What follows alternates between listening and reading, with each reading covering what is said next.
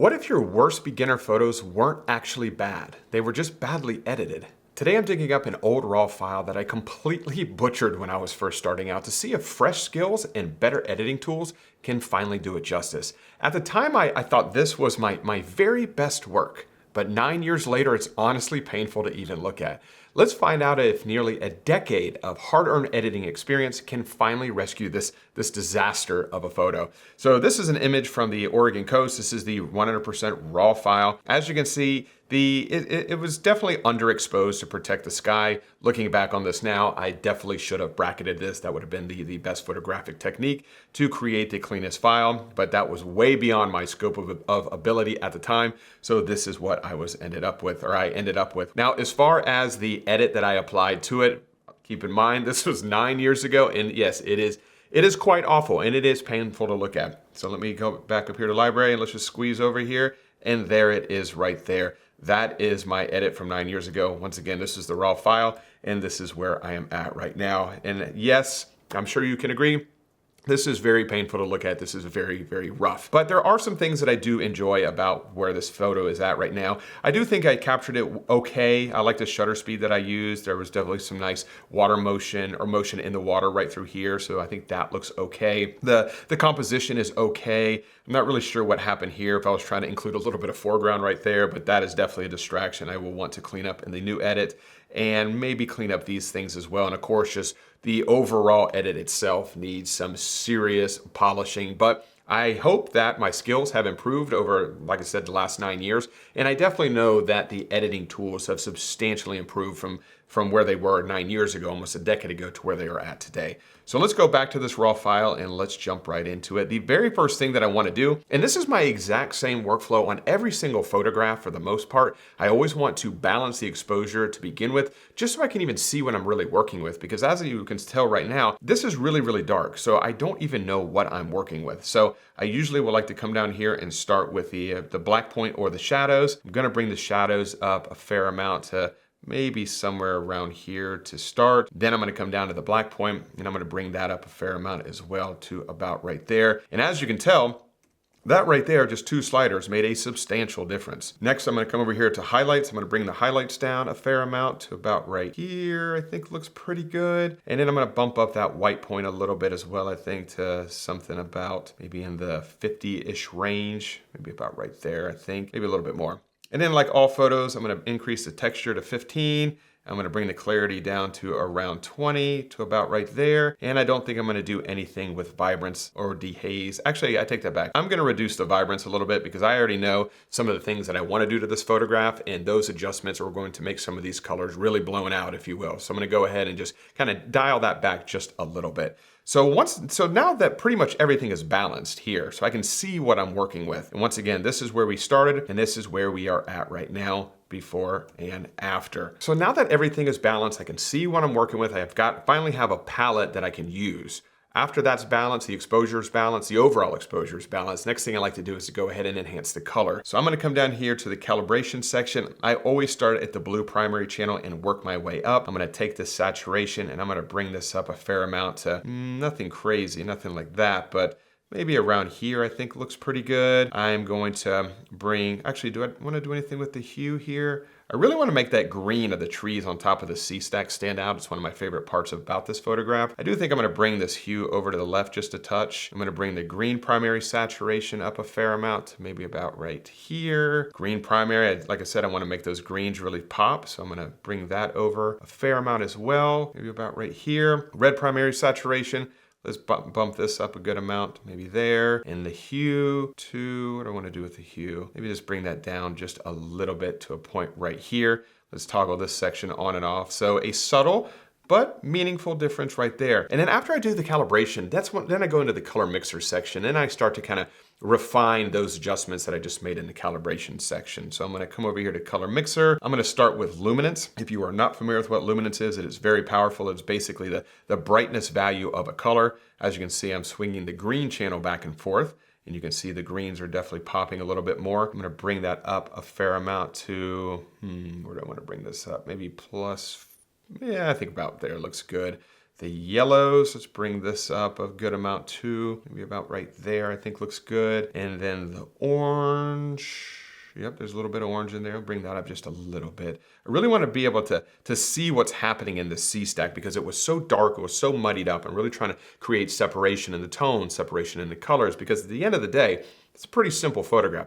Giant, awesome looking C stack in the dead center of the frame. So I really, really need to make that pop. So I think that looks pretty good. Let's go over here to the saturation section.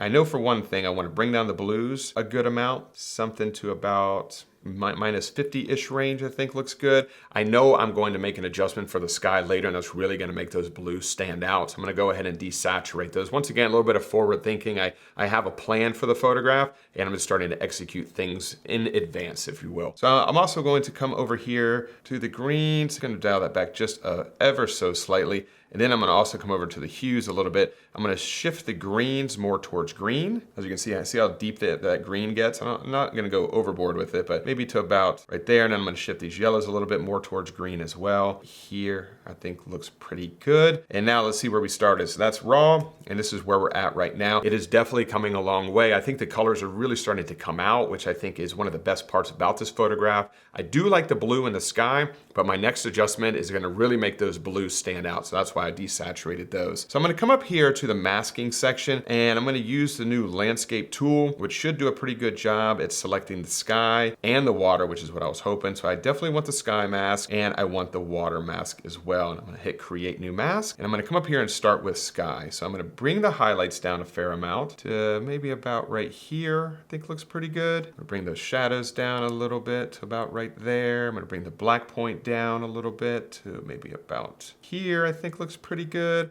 I definitely want to pump up some contrast in this because I really want to show some structure in those clouds. So maybe about right there, I think looks pretty good. And let's toggle that on and off. Big difference. I love the structure in the clouds right up there.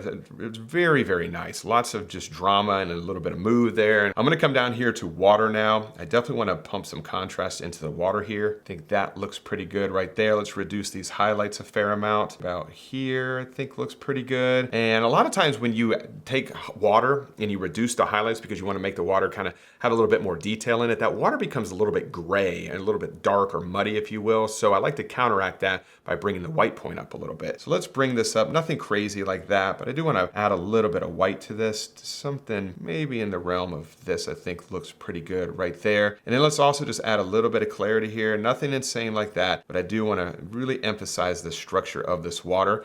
And then let's toggle this mask on and off. That's before and after, before and after. Maybe add even a little bit of positive dehaze in that area because it was very turbulent when I was here this day. So there was a lot of haze or sea spray bouncing about, specifically at the bottom of this frame. So I really want to kind of counteract that just a little bit, ever so slightly. And once again, let's toggle both of these masks on and off. Big, big difference. And I think that looks pretty good. I do want to come up here and add a radial gradient like I do to a lot of my photos, right across the main star of the show, which is the C stack. Kind of open this up a little bit to a point right there. I decided not to use the mountain mask or the vegetation mask for this because I didn't want this adjustment to be exactly refined just for the C stack. I really want to make this a kind of a softer mask. So I'm going to use a radial gradient here. I'm going to increase the exposure of this just a little bit to a point right there. Definitely want to increase these shadows or open these shadows up to about nothing like this, but maybe about right there. And sometimes when you increase the shadows a lot, it kind of makes things look washed out. So I'm gonna add a lot of contrast to that area to kind of counteract that. I think that looks good. Maybe even add a little bit of white to bring up the exposure as well. That's something that I think a lot of people miss out on when they're trying to increase exposure to an area. They always just jump straight to exposure, but the white slider is a fantastic way to do that as well. You can even bring up the highlights a little bit too, about maybe right there. I want to come over here to the temperature, and I want to warm this up quite a bit because I do remember photographing this and there was sun kind of coming right through here. You can see it all through here. And I really want to emphasize that because without this mask, that kind of falls a little bit short. I really want to add that back into the scene. I'm also going to bring that black point down a little bit as well, just to kind of counteract the shadow boost right here. And I think that looks very nice right there. Now, one thing I like to do to my sky adjustment sometimes is take a linear gradient and just drop it down to the very, very top of the sky because it almost creates like a lid effect to the photograph, kind of holding the composition in place. So come up here to create new mask. Let's do a linear gradient. I'm just gonna drag it down from the top, holding down the shift key to keep it nice and straight. I'm gonna bring it down a little bit. I know it's kind of interacting with this tree, but the adjustment's gonna be so subtle that you really won't even see that. And as I toggle this on and off, you can see how it just darkened the top just ever so slightly. Might even bring that back just a touch. But I just feel like that sometimes adds a top to the photograph, or to me it feels like a lid kind of holding everything in place. Now I think that things look good. I do want to fix my composition here. I'm gonna come up here to the crop tool. I think I'm just gonna bring this up to a point right there. I generally don't like things kind of creeping in the edges of my frame, but I think this works okay, mainly because it kind of fits right into this area of the C-stack. I think that it looks pretty nice like that. But these right here, I think I am gonna remove a couple of those. So let's just paint right over here and hit remove. And that did not do a good job. So let me just undo that. Let's just come up here and try a different approach here. Just that right there. And I think just for speed, I think that looks okay. I probably would go back and refine that further, but I don't want to spend this whole video going over that right there. So I think I'm going to close that down there. One thing I want to adjust now is the white balance. So I'm going to use the color dropper. Gonna find something that's close to medium gray, which that is okay right there. I made a decent adjustment. I'm gonna warm it up just a touch more, maybe to a point right there. I think looks pretty good. I do wanna come over here to tone curve. Let's just apply a medium contrast tone curve for speed, just to kind of make that stand out a little bit more. And I think it's looking pretty good, but I wanna come back here and add a subtle vignette. Maybe about right here, I think looks good, just to kind of really draw the viewer's eye into the overall scene. And now that I look at it, let's toggle it on and off from raw to the edit, raw. And I think that really, really looks good. Not bad for a first attempt, and I think, I'm not sure exactly how long that was, maybe a little more than 10 minutes. Now let's compare it to the original edit from a couple years ago. Hit the shortcut key, and yes, there is a massive difference between the two. If you've never done this exercise where you go back into your archives, find one of your favorite photos many years ago, and then edit it with your new skills, there is nothing that will make you feel better about where your photography skill set sits or exists today.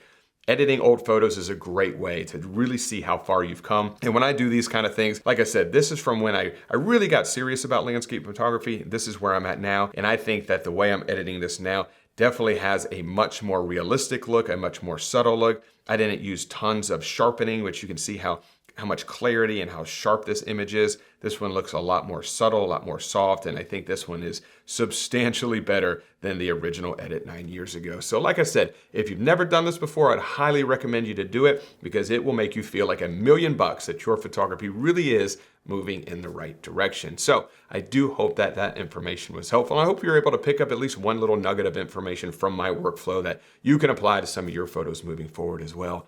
If you have any questions about anything I covered here in this week's video, please leave those in the comment section below, and I will do my best to get back in touch with you as soon as humanly possible. And if you did enjoy this week's video, if you could, give it a thumbs up, subscribe to the channel if you're not subscribed already, and as always, I really do appreciate you carving out a little bit of time to spend it with me here today, and I will see you all next Wednesday. Bye.